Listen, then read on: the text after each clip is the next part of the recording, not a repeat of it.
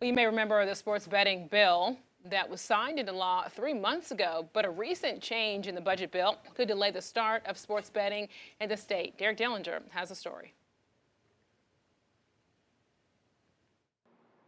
Back in June, many people may have been under the impression that all was said and done on sports betting. It passed and was signed into law in Charlotte under a deal of fanfare at the Spectrum Center.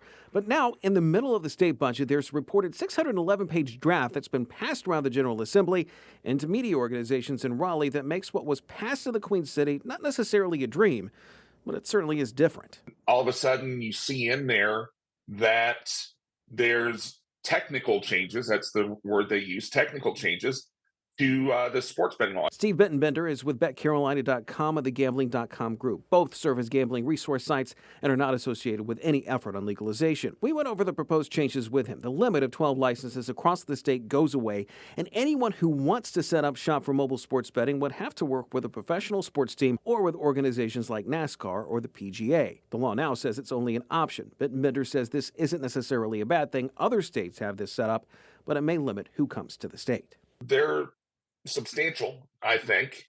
In the end, I don't necessarily think they're going to make a whole lot of changes. I think, it's not going to be enough to deter FanDuel, DraftKings, your major operators. They're still going to come to North Carolina. Lawmakers have been working out deals to get a budget passed, which has also included things like Medicaid expansion and state races. There's been discussion about other casinos in the state.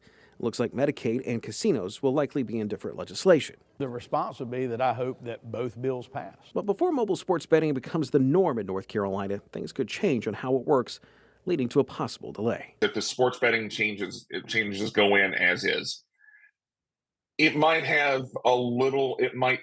bump the time frame a little bit. But keep in mind, the January 8th date, that was the earliest that the state could launch.